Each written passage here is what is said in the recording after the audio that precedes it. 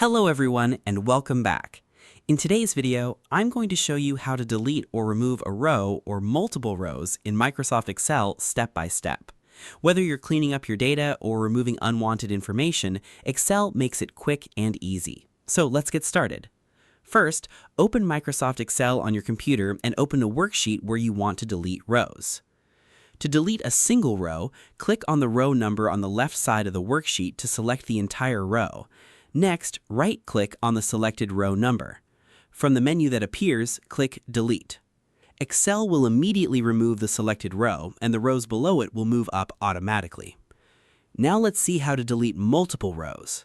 Click and drag over the row numbers to select all the rows you want to remove. You can also hold down the Control key to select non-adjacent rows. Once the rows are selected, right-click on any of the selected row numbers. Then click Delete. Excel will remove all the selected rows at once. You can also delete rows using the Excel ribbon. First, select the row or rows you want to remove. Next, click the Home tab at the top of the screen.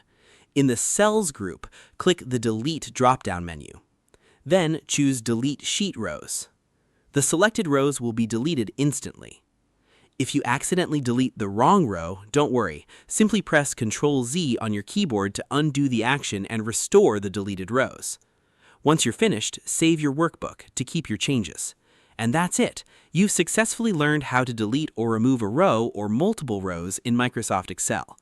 Thanks for watching. If you found this tutorial helpful, don't forget to like, subscribe, and turn on notifications for more Excel tips and tutorials. See you in the next one.